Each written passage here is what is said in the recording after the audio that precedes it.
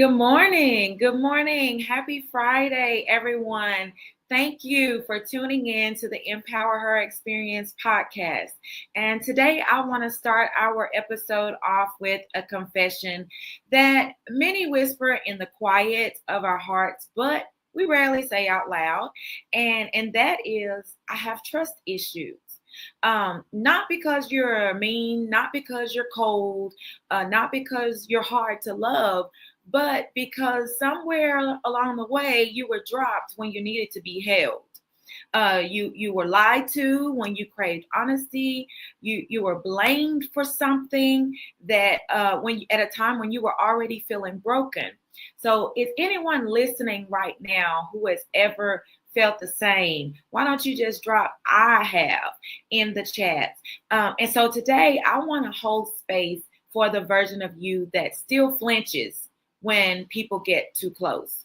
The version that says, "I'm fine," but secretly doesn't know who's safe. The version that shows up strong, but is tired of doing life alone. Sis, this episode isn't just about trust, but it's about healing what made you stop trusting in the first place. Which leads me to why we have trust issues. So, oftentimes, trust issues are rooted in past betrayals or inconsistent emotional experiences. Our brains become wired to keep us safe.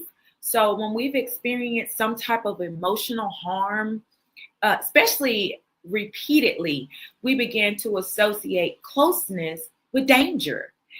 It's not that you don't want to trust, it's that your nervous system won't let you forget the last time that you did. Some common sources of trust issues are childhood trauma. And this is being emotionally unavailable or unpredictable parents can cause it. Repeated betrayal, infidelity, broken promises, being told that they're going to do something or that this is the last time, and yet it continues to happen. Being manipulated, being controlled by people, being gaslighted by people who keep doing the same thing and making you think that you're the one who's crazy, or who keeps saying things and making you think you heard something wrong that they didn't say it. So, and then abandonment or even rejection, causes you to have vulnerability issues or trust issues. So many of us were taught that love comes with strings or with things. Maybe love looked like being yelled at one minute and then being hugged the next, which often happens in abusive relationships. And that inconsistency, those inconsistent conditions can cause us to distrust not just others, but ourselves. Have you ever heard somebody say, "My picker is off"? And maybe you've said it yourself, "My picker is off." Well, that's because now you've had issues with people violating your trust, till now you have issues trusting yourself that you know how to pick the right people. Because why are you still asking me to trust you when I'm still coughing up water from the last time you let me drown? So, that's the thought process of people who have dealt with inconsistent conditions and distrust in the past. So, with the inconsistency, sometimes we begin to expect betrayal. And I know this sounds crazy, but sometimes we begin to expect betrayal because it's familiar. This is what we just dealt with. It's like trying to find a needle in a haystack, finding a person who we can actually trust, who just won't let us down. So sometimes we begin to train ourselves to expect betrayal. And sometimes we're taught that. I've heard some people say, "Well, I was taught that all men cheat," or "I was taught that you can't trust a woman." So then you go into these relationships expecting betrayal. So our bodies begin to prepare for hurt, even when we're in safe spaces or even when there is no threat of harm. But I want to say, Psalms 118:8 says it's better to take refuge in the Lord than to trust in humans. So God is our reset point when people have broken our trust. And we're going to get into the spiritual side of it a little later. But I want to talk about what these trust issues look like, because sometimes people aren't aware that they have trust issues. Now, sometimes these behaviors can look like hyper independence. This is when I don't need anyone. I don't need anybody. I got this. I'm good. That's hyper independence. Making sure that we hammer that down, that I'm good. I don't need anybody. It can also look like emotional shutdowns. This is, I'm not going to open up because they're going to hurt me if I let them get too close. So emotional shutdown. It can also look like excessive suspicion. This is over analyzing everything, over analyzing messages, over analyzing tones, over analyzing motives, overthinking everything. It can show up as control issues. And this is trying to manage everything in order to avoid being blindsided. Already trying to get in front of things before you can be blindsided, trying to control everything, even the behaviors of other people around us, which is something we cannot do. So I want to give an example. So maybe you meet someone new, and they're a kind person, they're consistent, they're a safe place, but your instinct says it's too good to be true. So guess what happens? You begin to sabotage this connection before it can even bloom. Not because they've done something wrong, but because your trauma tells you that this is danger. You don't want to be cold, but you've learned that it's safer than being crushed. And let's be real, some of us don't even know that we have trust issues until someone tries to love us properly. Why? Because we've been loved improperly so many times. We've been dropped when we needed to be held. So let's talk about Deidre. So Deidre worked her way up in a competitive corporate environment. And early in her career, a coworker stole her idea and presented it as her own. Since then, Deidre never shares ideas in team meetings. She hoards information, what they call gatekeeping, and then she rarely collaborates. And so people call her hard to work with, but what they really don't know is that Deidre is just protecting herself from being exploited again. But people just see that she's hard to work with. Trust issues don't just show up in romance or in friendships.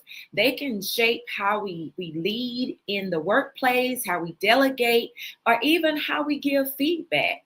If you've been betrayed professionally, then trust issues can also masquerade as ambition and independence.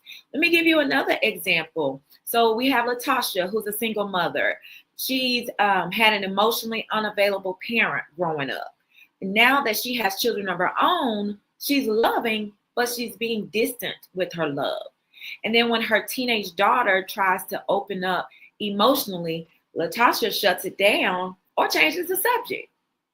Not because she doesn't care, not because she doesn't love her daughter, but because she doesn't trust emotional vulnerability.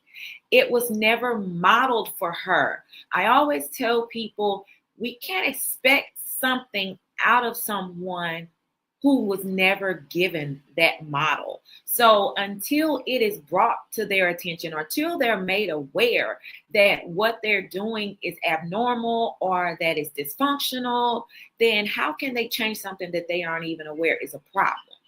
Because sometimes trust issues are inherited patterns and it was normalized in our environment. So if no one ever held space for your emotions, or you might struggle to hold space for other people, even for your own children who you love dearly, who you would probably take a bullet for, but because you were never given space for your emotions or no one ever held space for you or taught you how to be vulnerable or to share your emotions, or that it was okay to experience certain emotions, then most likely you're not even aware that this is something that is actually normal. It's not always that you don't want to be close. Sometimes you've never learned how to feel safe in closeness. Oh my goodness. It's not always that you don't want to be close. Sometimes you've never learned how to feel safe in closeness. And so trust issues wear different outfits. Trust issues wear different outfits. Sometimes this is in silence, sometimes in suspicion, sometimes in sarcasm, but underneath them all is fear. My goodness. Underneath them all is fear. And even though some of us have every reason to have trust issues, these trust issues can still hinder the relationships that could be beneficial or otherwise healthy. So somebody said, I have every reason to have trust issues. Somebody ought to put that in the comment. I have a reason to have trust issues. So, but I want to say, even though we have every reason to have trust issues, there is still danger in having those trust issues. There's danger in trust issues because it can cause internal damage.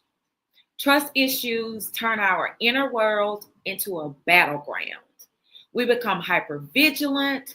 We start to overthink everything, constantly questioning ourselves, even in calm moments. So like our bodies, they stay on high alert, waiting for something to go wrong. For example, let's talk about this person called Jasmine.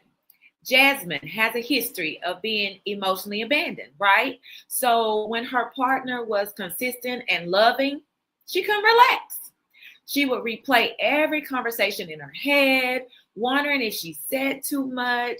She'd search for red flags where there were no red flags, just in case. So the damage that's happening here is she doesn't feel peace even when she finally feels safe.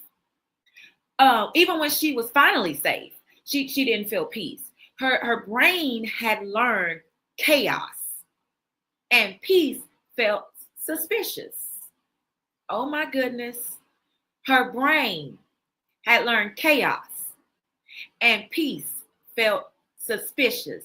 And so what this is called, it is a survival response, or what we call in counseling a trauma response. This is when you've experienced trauma, your nervous system learns to protect you by anticipating pain. Woo! Oh my goodness, anticipating pain. But in the process, it also hijacks your ability to receive real joy and real intimacy. Somebody ought to put in the chat right now, I want to receive real joy. But what happens is when you have this, when you've experienced this trauma and your nervous system becomes trained to learn how to protect you by anticipating pain, it hijacks your ability to receive the joy and real intimacy. Trust issues will trick you into believing that you are the problem. Oh my goodness. Trust issues trick you into believing that you are the problem. Somebody ought to just drop right now in the comments, I am not the problem. I am not the problem. But the anxiety is actually your body remembering what your heart hasn't healed. Oh my God. The trust issues trick you into believing that you're the problem. And then the anxiety that you're feeling in your body is actually your body's way of remembering what your heart hasn't healed. Oh my goodness. And so when this happens, trust issues begin to cause relational consequences. Because when we don't trust others, guess what we will have a tendency to do? We have a tendency to sabotage or avoid relationships when we don't trust other people. We project past betrayals onto new people, which means we bleed on people who did not cut us. We won't give people a chance. when we meet them all because of what someone else did. We think everybody has an ulterior motive when some people actually have genuine intentions.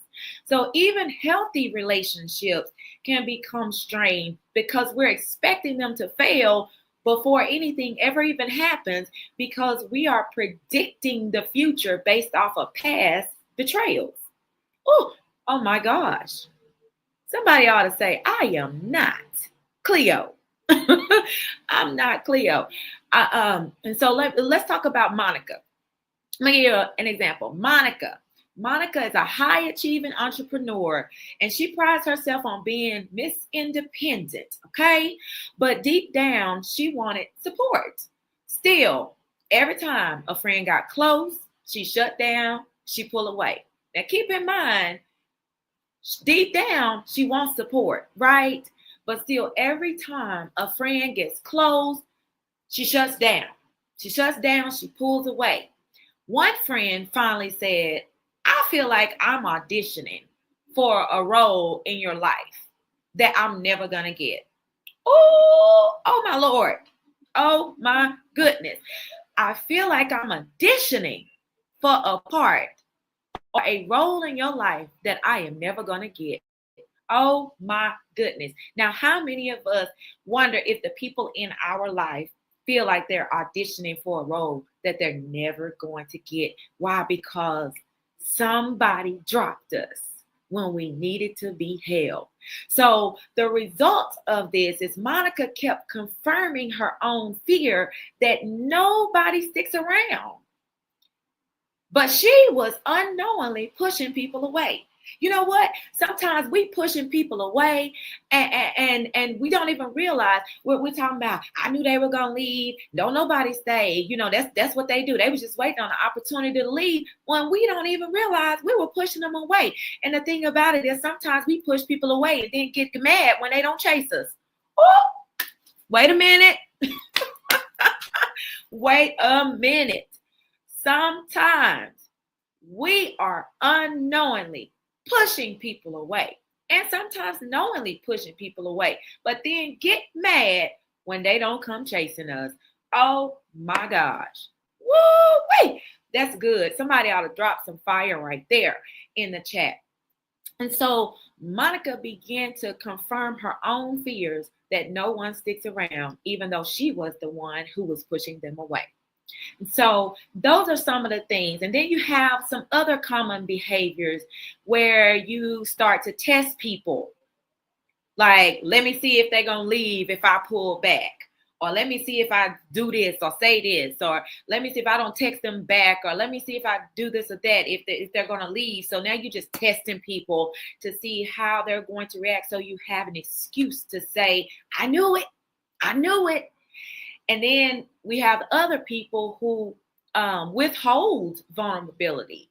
Like, I'm not going to tell you how I really feel until I know you won't use it against me. Why? Because in the past, in a situation where I thought it was safe, where I thought I was able to be vulnerable and say what was really on my heart. But then somebody turned around in the next breath and used it against me. Okay. So like maybe you told someone that, you know, you had some toxic behaviors in the past, and then someone does something to you recently that hurts you, and you're like, I'm not putting up with this. And then the first thing they want to do is throw it back. Oh, you said you used to be toxic. You used to have toxic tendencies. That's an example of somebody taking what you said and using it against you. That lets you know that wasn't a safe space. So sometimes people will withhold vulnerability because they don't know that you're not going to take what they say to use it against you. And then you have other people who overcompensate with control, which I talked about briefly earlier, which means if I can control the outcome, I won't get hurt. But let me just drop a little nugget here. You can't control the outcome. Why? Because you're not the only variable in the situation where someone else is concerned. The only person you can control is yourself. So where there's someone else involved, we can't control their behavior. We can't control what they think, what they feel, how they treat us. The only thing that we have control over is how we respond, how we let it affect us, and how we treat them. So sometimes we're trying to overcompensate with control, thinking that we're going to control the outcome of the situation, when if somebody else is involved, we're not going to be able to do that. We're fighting a losing battle there. So, but with these trust issues, with all of these behaviors, we can't keep people at arm's length and expect deep connection. Woo! Oh my goodness. We can't keep people at arm's length and expect deep connection. But I get it. I do. I get it. If anybody gets it, it's me. It's hard to trust when the last person you trusted held your heart but fumbled it carelessly. Oh my gosh. It's hard to trust when the last person you trusted held your heart and fumbled it carelessly. But guess what? But the alternative is, I say this all the time in counseling, the alternative is never loving or having meaningful relationships again. Why? Because as I said a minute ago, we can't control other people's behavior. And there is no guarantee that they won't switch up. Because let's be honest, people do switch up. Come on, drop that in the comments. People do switch up. They switch up. People are fickle. They just like Texas weather. My goodness. One day we got rain boots on. The next day we got on a coat. The next day we got on flip-flops. And then a couple of weeks later, you might have on snow boots. And that's how people are. They are fickle. Drop that. People are fickle. Drop that in the comments. People are fickle. But I have learned that there are actually, y'all, I'm fixing to school somebody right now. There are actually some good people with good intentions who want you and not just what they can get from you. Ooh. What? There are actually some good people with good intentions who want you and not just what they can get from you. Oh my goodness. So I want to say that because not everybody is out to get you. Not everybody is trying to hurt you. Just because 1, 2, 3, 4, 5, maybe 6 people fumbled you carelessly doesn't mean everyone is going to do that. So trust issues can cause relational consequences. And then it can also cause or lead to spiritual paralysis. This can happen like if you've ever been let down by misused scriptures, because sometimes people will tailor scriptures to try to attack you, or when scriptures have been used to attack you rather than correct you, to attack you rather than teach you, to attack you rather than to guide you, or maybe you face judgment in a very vulnerable moment where maybe you felt broken and you open your heart to try to tell somebody, and first thing they said, well, you shouldn't feel that way. You're supposed to be a child of God. You need to go somewhere and pray. You're supposed to be saved. And so that's a vulnerable moment where maybe you've fallen or torn to pieces, and someone uses your spirituality against you. And this can cause you to develop some spiritual trust issues where it becomes hard to pray with expectation or hard to worship with surrender. And I know we might have a lot of people on here who, well, I don't know, that ain't me. Well, maybe that's not you, but some people do go through that. Let's talk about Tasha. So Tasha confided in her pastor's wife during a very toxic marriage, right?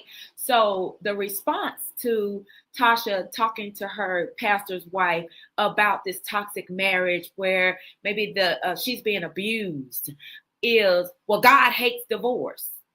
Just pray a little harder. No mention about the abuse, the emotional abuse, no safety plan for her, no help in trying to get her some help or putting a plan in place to help prevent her from getting her head pummeled, no validation for her feelings in this situation that it is breaking her down. And so what happens is Tasha stops going to church, right? Stops going altogether like so many people do. She still believes in God, but she struggles to believe that God will protect her. Why? Because someone used the scripture to attack her rather than using scripture to help build her, to encourage her, to help guide her.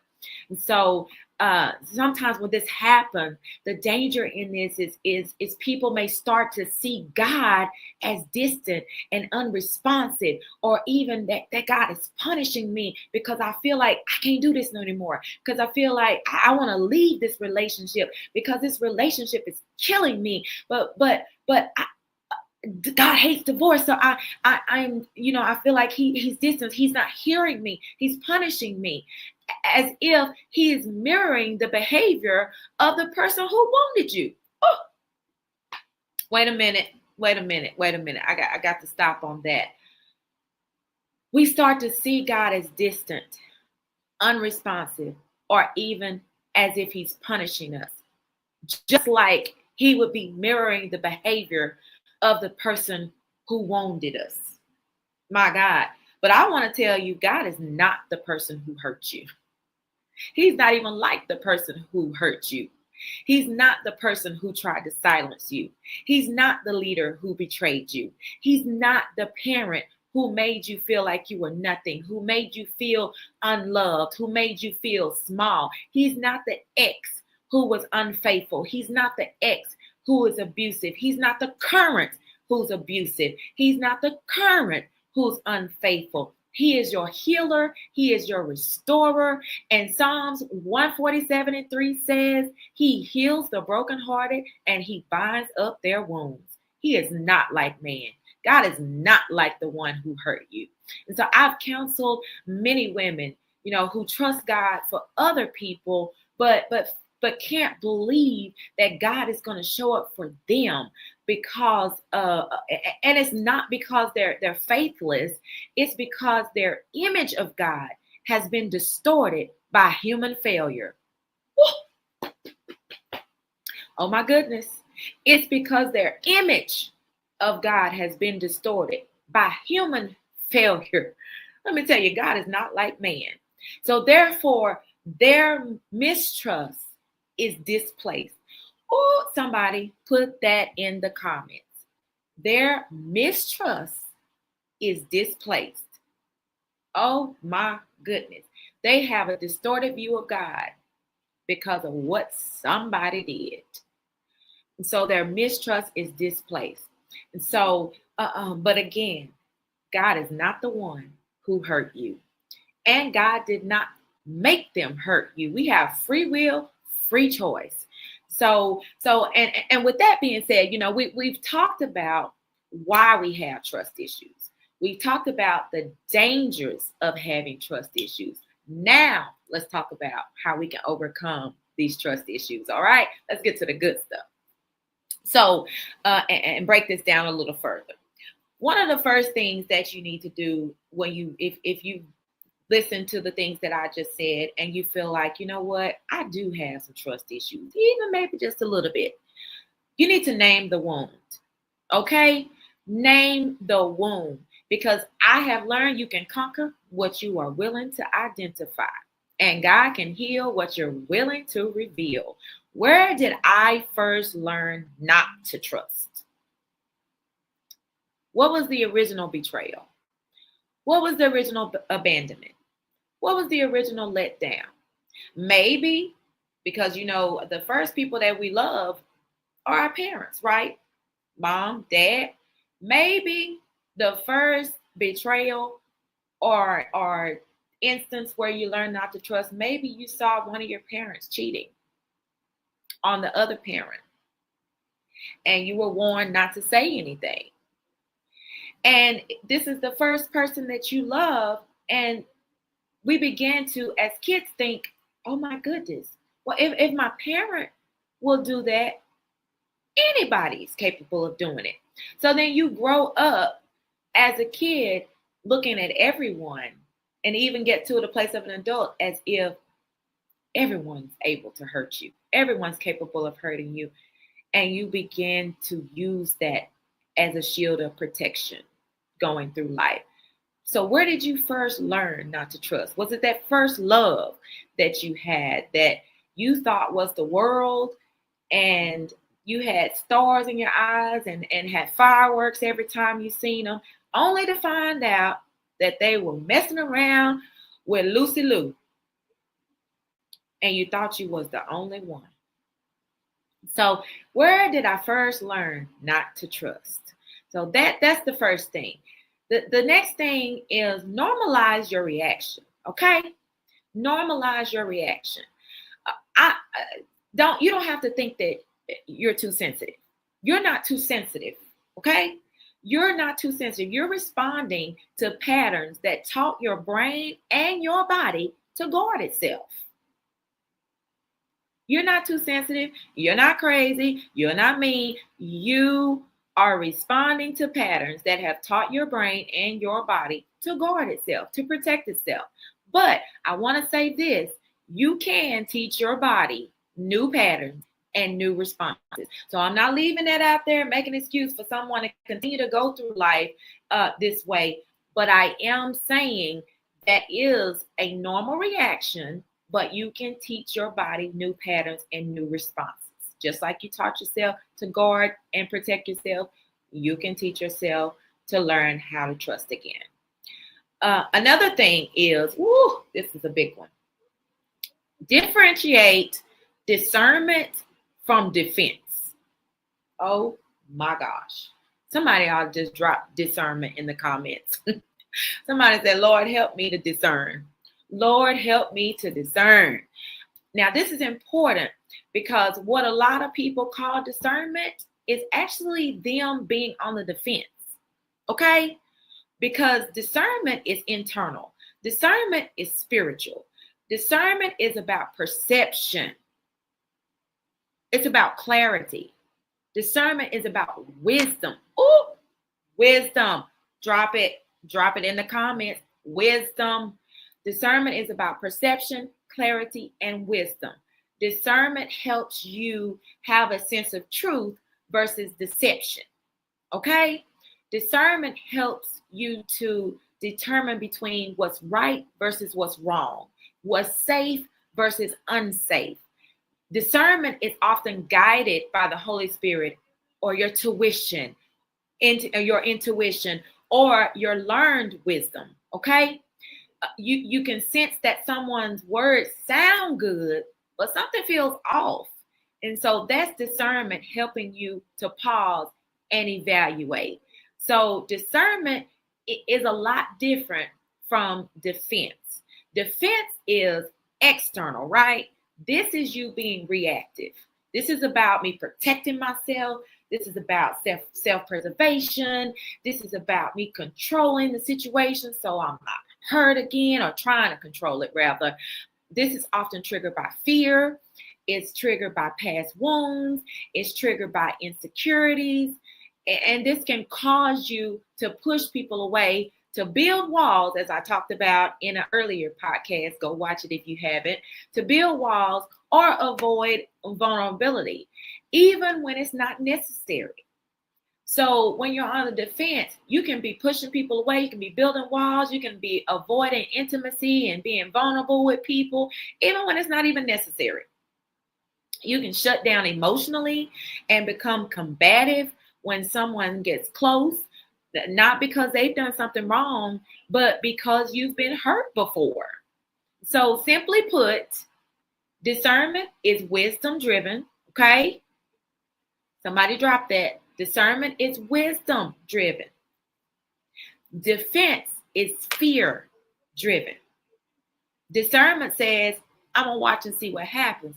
Defense says, I already know this won't work. because of what happened before with someone else. Okay? So there's a difference between discernment and defense. So instead of saying, I can't trust anyone, start saying, I'm learning who's safe with my story. Start saying, I'm learning who's safe with my vulnerability. And so by discerning, you can change your story from being hurt, broken, destroyed with trust issues. Discernment, you can change your story to victorious. You can change your story to having healthy relationships. Okay? Another thing that you can do to help overcome trust issues is start small. Start small. You ain't got to jump head first into the deep. Come on now. Rebuilding trust doesn't mean blindness, okay? Woo, man, come on, drop fire in the chat. Rebuilding trust doesn't mean being blind with your vulnerability, okay? Start with small things. Start with low-risk relationships. Let somebody help walk you through this process and be able to receive kindness without looking side-eye at everybody. But also speak your truth. Speak your truth. Start small. Why? Because you're worthy of safe and mutual connections, okay? Another thing that we can do to overcome trust issues is strengthen your self-trust. I talked about this a few minutes ago. Sometimes we get to a point to where we don't even trust our own selves when it comes to relationships. We think our picker is off, and a lot of times people go on these dating shows. One show that I love absolutely so much is Married at First Sight. I love Married at First Sight. Why? Because these people, they will allow these experts to put them through these rigorous testing, psychological testings. They go and visit their homes. They talk to their families and all these things to get information on these people and match them with someone. And generally those people say, my picker is off. That's why I need the expert's help. And so now they don't trust themselves because past relationships have caused them to have mistrust of self. So one way that you can overcome trust issues is to strengthen self-trust. When you can trust your own voice, then you'll stop needing external validation for every single decision that you make. You won't have to go on Married at First Sight. Rebuilding self-trust is the key. But if you need to go on there because it makes for good TV. But rebuilding self-trust is the key to trusting other people, okay? So when you can start to trust yourself and know that the things in the past, that you've learned something from the situation in the past, instead of looking at it as, oh, they broke my heart, oh, poor me, oh, why did they do it? What did I learn in that last season? Or what did I learn in that relationship that I can take in future relationships? Or how did I learn to notice the red flags? Not that I'm looking for them, but to be able to notice them. When you can trust you to walk away, okay? When you trust you to walk away, to say no, to choose better, then you won't fear being taken advantage of anymore. So instead of woe is me and wondering why they did this to you, let me see what I learned in that to help me moving forward. And so when you trust you to walk away, to say no, to choose better, you don't fear being taken advantage of. Somebody ought to drop that in the chat. I choose better. I choose better. I choose better. I trust me. I trust me. And so the last thing I want to say that you can do to kind of help overcome trust issues is, last but certainly not least, okay? This is actually number one, but I wanted to save the best for last. Invite God into your process. Okay? Invite God into your process. You don't have to do this alone. I know you're hyper independent because of the way that you have been handled in the past and because people have broken your trust in the past. But guess what? You don't have to do this alone. You don't have to do life alone. Why? Because God restores, God renews, God can teach you how to retrust again. He can help you to identify unsafe people. He can help you discern when someone doesn't have your best interest at heart. He can help you to stay open to the right people. He can help you to open your heart to the people who he sends into your life. Kingdom connections, divine connections, so that we don't mishandle divine and kingdom connections because we got tied up and tangled up at the wrong connections. Okay. So Jeremiah 17:7 says, but blessed is the one who trusts in the Lord, whose confidence is in him. Above all things, trust in God. Trust God. Consult God. Invite him into your process. Invite God into your business before it goes away. Okay?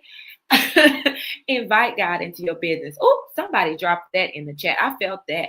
Invite God into your business.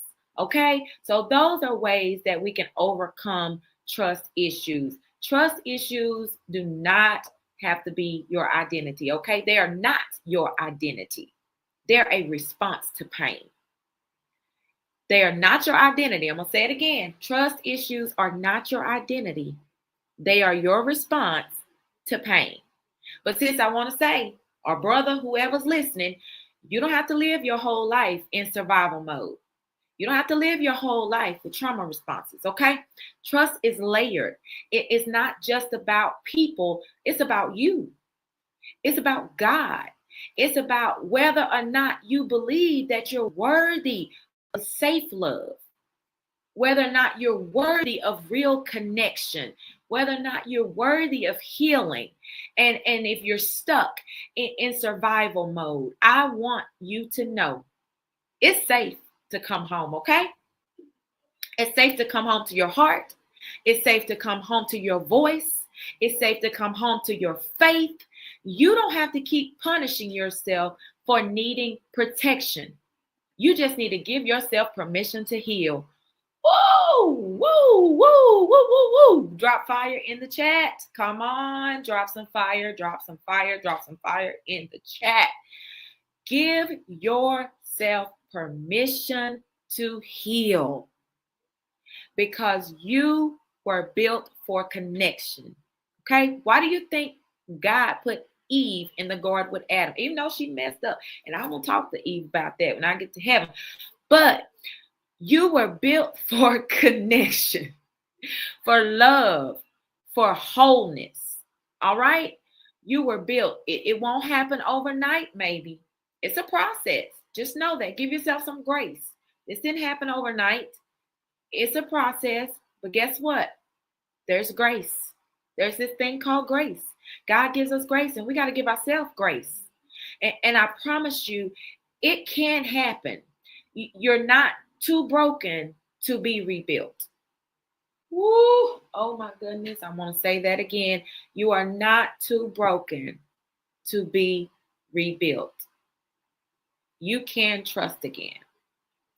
But most of all, trust in the one who holds the keys to the mystery of who you are. Trust in the one he'll carry you when other people drop you. Trust in God and invite him into your process. So I want to say, if this episode has resonated with you today, I want you to share it with somebody who may be silently carrying trust trauma or betrayal trauma. I want you to share it with them. Share it, tag somebody, whatever. But visit our Empower Her Experience page as well. Go to that page, click like, receive updates about the Empower Her Experience podcast. You can get updates on each week on each Empower Her podcast episode. You can receive updates about Empower Her events and the upcoming Empower Her Experience Texas 2025. We have some dynamic speakers, y'all. We every year this conference, it's not even a conference. I'm not even gonna call it a conference. Every year this experience has been absolutely mind-blowing and life-changing. When I tell you lives have been changed and literally lives have been saved at this Empower Her experience, we have some dynamic anointed speakers, anointed singers, anointed praise dancers. We have some expert panelists and facilitators, and we're going to be honoring some amazing people who are doing some amazing things. We have some awesome vendors and so much more. And in the next couple of weeks, we'll have more announcements coming through the Empower Her Experience page. And guess what? We want you to be in the know, because what you need to do is get a part of this Empower Her Experience movement. Because when I tell you God is doing some things, God is doing some things. This is not about me. Yes, you may see my face on this, but guess what? This is not about me. This is God. This is a God-ordained ministry. And we want you to get in and be a part of this movement. And as always, I want to thank you so much for tuning in to the Empower Her Experience podcast talk show, where we don't just inspire change, but we attempt to equip you to sustain it, okay? We will see you next Friday at 9 a.m. And again, I want to thank you for taking the time to sit in this episode with me. And thank you so much for your feedback. Thank you so much for your support. I don't take it lightly, because you could be doing anything right now. But I want to say thank you again. I'm going to see you next Friday at 9 a.m. I'll have a special guest, so be sure you tune in. But blessings to you. Be amazing today. See you next week. Bye.